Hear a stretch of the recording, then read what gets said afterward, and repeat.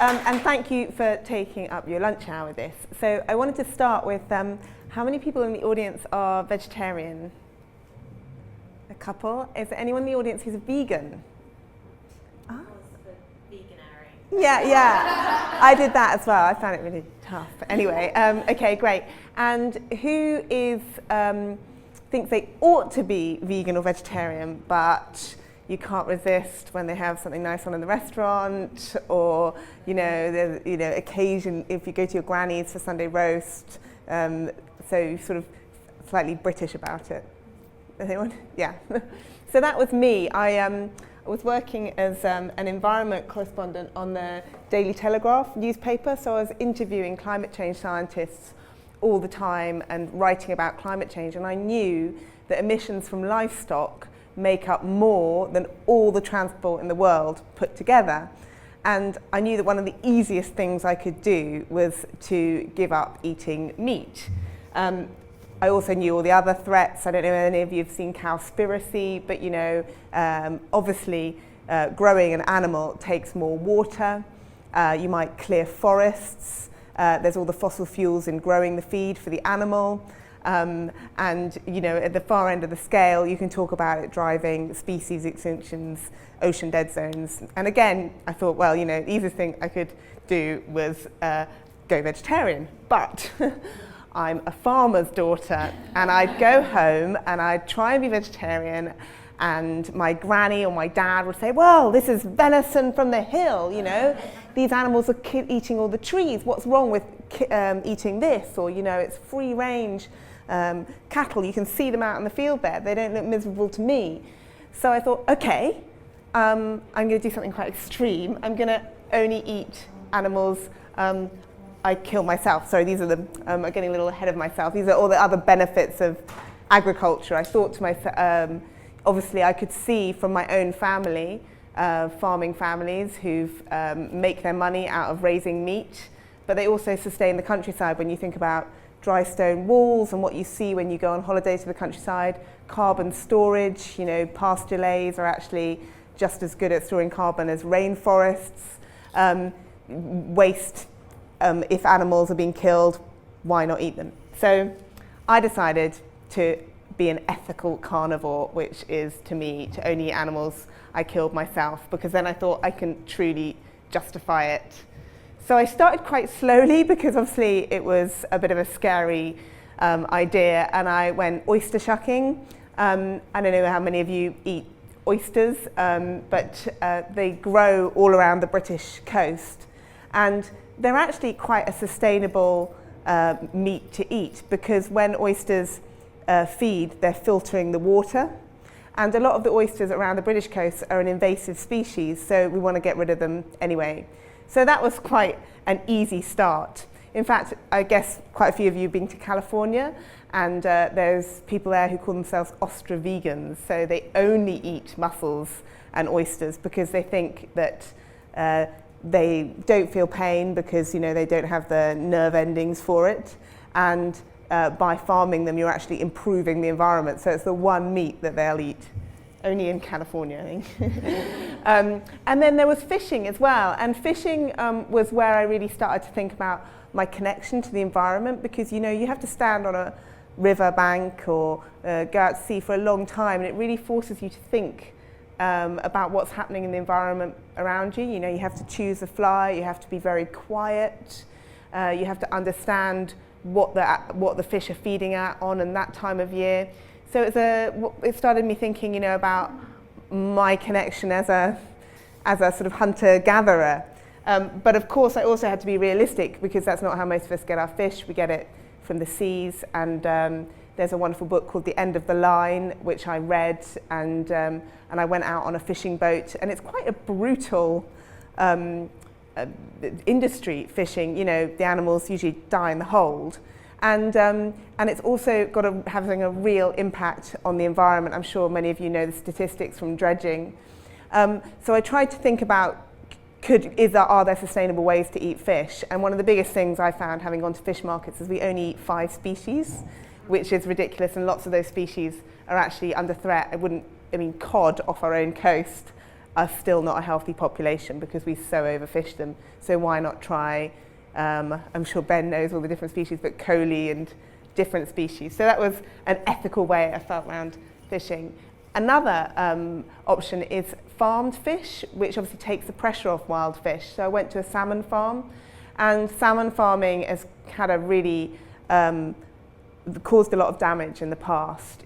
Sea lice live on the salmon, and that passes to the wild population, and they're fed wild fish from other places around the world, mostly anchovies from places like Peru, and that has an impact on ocean ecosystems there. It is something I think is improving, and when I went to visit those places, I genuinely found people in the West Highlands of Scotland who said that it was providing employment in really remote areas, but they could do so much to improve how it's done and close circulation, so the sewage from the fish isn't going into the oceans. And I'd urge you to look out for something called the with Wildfish Marine Stewardship Council, but then now there's an Aquaculture Stewardship Council. So hopefully if we put pressure on the organisations, we can get sustainable farm fish as well. But it's not straightforward, nothing is. So that was all quite easy, but I had to move on to other animals to eat, and the first thing I shot was a rabbit, and that was quite upsetting because you have to take responsibility. And I never really got over that, but that was a lot of the motivation in writing the book, in that when you eat animals, an animal dies, and taking that on really upset me. I cried, the gamekeeper I was with cried, and that's really where the book begins. And so the big question is, why did I carry on doing it? But I looked at the people, like the gamekeeper I was with, who go out and shoot animals to eat themselves, and they had a much greater understanding of many of the countryside than many conservationists I knew, and I wanted to learn from them, and I wanted to continue the journey. So I did, and I got a little bit better at it. So I learned to shoot with a rifle and to do it as cleanly and quickly as I possibly could. I ate squirrel, which is a good example of where they're being controlled anyway to help the red squirrel population come back. So I fed my girlfriend squirrel satay, and they enjoyed it very much. And shotgun shooting is the other type of shooting. It's different from using a rifle, very challenging. I did shoot a pheasant. Obviously, in Britain, that has different implications because it's very mixed up with land ownership and class. People only traditionally do it who have the money and live in the countryside. And it kind of exposed me, but I wanted to go into that because I think it's really interesting, and 2/3 of our farmland is managed for game birds in this country. So what effect is that having on the countryside? And my argument is there are good and bad shoots, so let's talk about it openly rather than saying they're all bad. And I like to eat pheasant, I'm afraid. But the best way to eat pheasant is roadkill. So, and there's lots of them on the road at certain times of year. So I also learned how to identify roadkill safely, which is, people often ask me about the legal implications, and you have to take responsibility for yourselves, people, but you can do it. And the ultimate thing I killed was a stag with my father, and that was quite an emotional journey because my dad's hunted all his life, and it's something my brother's done, but I'd never done, and I had to sort of come to a realization of why I was doing it, because I had to question, was I doing this to impress my dad? But by the time I got to that stage, I was doing it for myself, because only you can take responsibility. You have to be in control of yourself and what you're doing.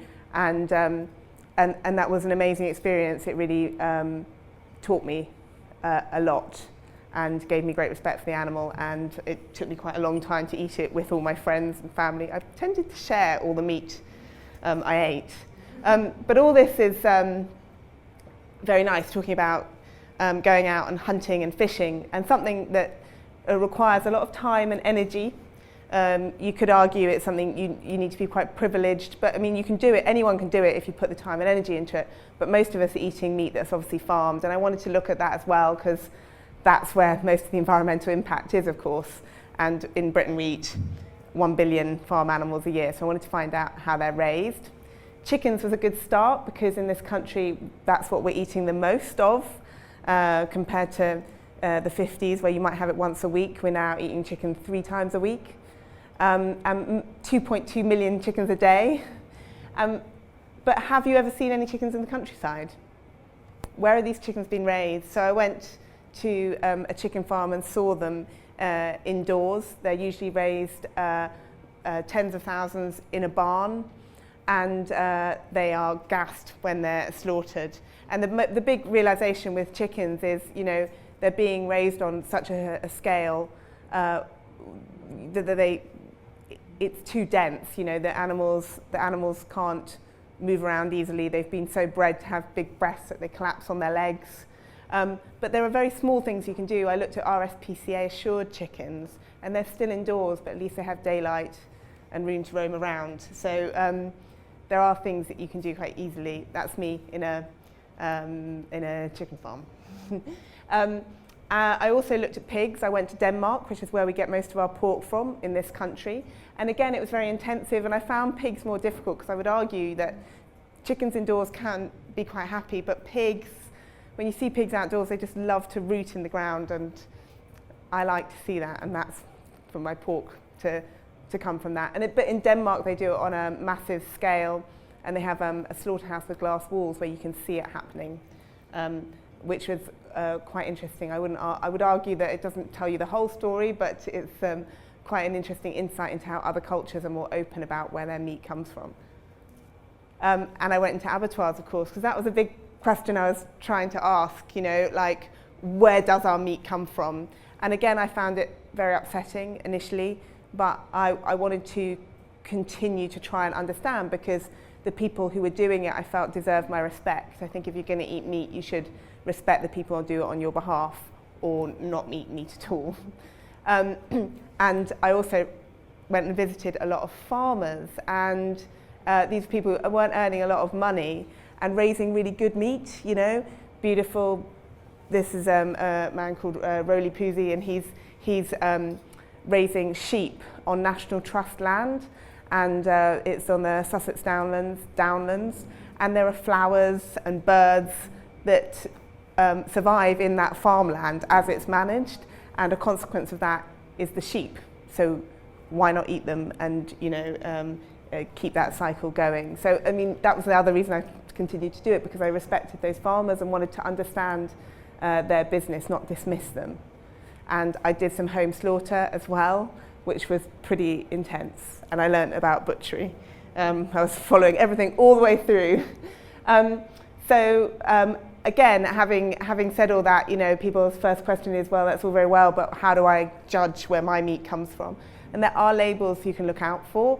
I'm always quite cautious because labels can change, and I think you can't rely on, that's probably something that Google talk about a lot, is you can't rely on a corporation to make your decisions for you. It's about your education, which is what I'm trying to do through my book, is to give you all the information so you can make the best decisions. But there's definitely a few that I've already mentioned, MSC for fish, but RSPCA assured, which is just a little bit more expensive, but ensures better welfare, and of course organic. And there's a new one called pasture fed, which means they've been kept outdoors and only fed on pasture, which is a new one and is pretty good. Or just eat less, or don't be evil. I was thinking of the Google tagline, because I kind of think if you are concerned about the environment, like, eating less meat is just one of the easiest things you can do. And a lot of the charities have written reports on that, and I think they keep it quite quiet because they don't want to seem like they're lecturing people. But it is a fact. It really helps reduce your carbon footprint. And also it's good for your health. Too much red meat is bad for you. So, and this is what I actually ate much less meat than the average person. People think, the ethical carnivore must be eating loads of meat, but actually, compared to most people, I ate a lot less meat doing it myself. And I tried out all the alternatives, including insects. I'll pass them around in a minute. But there are other in vitro meat, where they're growing meat from stem cells, which freaks me out personally. It's a bit weird, but lots of vegans welcome it and say they would eat burgers from meat grown in a test tube. And plant protein, which is something that's huge in Silicon Valley. Lots of, Google I know are looking into it, but also I think someone from Twitter, Impossible Foods, Beyond Meat, and they're all trying to find plant-based alternatives, which I think is likely to be the future. So I do think that we will be eating less meat in the future, and I just think the ethical carnivore is about the philosophical side of it that people don't often consider, you know, that eating animals obviously has an impact. The animals are raised and killed on our behalf, so I hope it gives people a better understanding of that side of it. And I'll pass around some insects and we'll do some questions. Thank you. Thank you very much. So I've got a few questions initially. Yes. There's more awareness now around how animals are kept, as you touched on, and the environmental impact of eating meat. So as a result, people are turning to a vegan diet. What do you think the implications would be if the whole population went vegan? Do you think it's a sustainable way of life for humans and for the environment? Well, there have been studies done. I looked into that, and there was one done. It was published in the National Proceedings of Science last year, and it found that it would reduce, if everyone went vegan, it would reduce carbon emissions by half compared to 2005 by 2050. But I personally don't think that's realistic, and it's certainly not in the short term anyway. And there's been other studies that found that if just a third, if people ate less meat, then it would have a similar impact over time. And if you think about it, if you asked everyone to go vegan, I think you'd have quite a small percentage of the population. But if you ask people to eat less meat, I think you're talking the majority of the population in the future, and that could have a much bigger impact. And I do think you'd lose a lot because a lot of our agriculture is based on animal inputs. You know, think about pigs; they give the waste, we feed them waste, and we have lots of cultural associations with the meat, which I wouldn't necessarily want to lose. So I think less meat is a better one than just everyone going vegan. Yeah, the Sunday roast, for example. Yeah. Of all the meat substitutes available and those in the pipeline, again, that you touched on, which ones do you think will be the most popular and the ones most adopted by the population, and then the most sustainable as well? I think plant proteins, because a lot of our lifestyles now, we demand a lot of processed meat, but I think what people are really uncomfortable with is cheap meat, and that's processed meat. And I think that alternatives like Impossible Beyond Meat, chicken strips and things like that are really growing, and I think that's the thing that will really take off in the future, because the technology is improving to make it taste better. And in terms of sustainability, people often argue, you know, well, that's still soy protein and stuff like that. So, but those companies, I think the people who are buying those things are demanding that it comes from a sustainable source, and it's still more sustainable than feeding the soy to animals. So I think that we'll see a great growth in that area. What do you see people eating in 5 years' time? What do you think the challenges are going to be around re-educating the public so they change their eating habits? Eating less and better meat, because I'm not the only one talking about it, like Jamie Oliver, Hugh Fearnley-Whittingstall, like really powerful celebrity chefs. But I think the big challenge is time, because people don't, I can talk about, hey, why don't you go to a butcher and try a new cut of meat or try offal, but that's a lot of work for people with busy lives. So I think it's about putting the time and possibly the money towards those better cuts of meat. And that is important, because the farmers that I talked about in my talk are relying on people to carry on buying that red meat, and that's reducing as well as processed meat. And I don't think we should, sometimes the statistic about people eating less meat, it's because they're just eating less from butchers and stuff. And I think it would be, if people are going to eat meat, that's the kind of stuff they should get is from farmers and butchers. And the other challenge is gender, because we can see from the audience here, women are quite interested in it and men aren't. And I was talking about, in the book I sort of dismiss that and say, hey, you know, it doesn't mean you're less macho.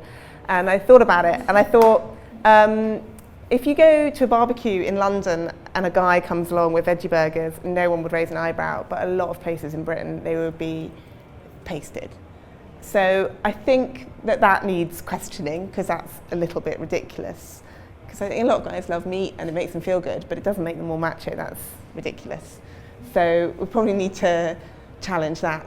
And the other thing, in 5 years' time, I think we'll maybe see a little bit of a, just I was thinking about how things go. You generally go in cycles, and you know, clean eating and veganism is so popular now, but I feel like it'll maybe settle down to into incorporating some of those habits into how we eat, rather than saying people should go vegan and eat clean, because I don't think that works for a lot of people. But I think a lot of messages from that movement will come into everyday eating more.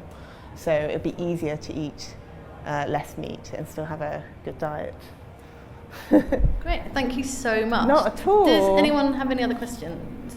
Wonderful. I have like 3.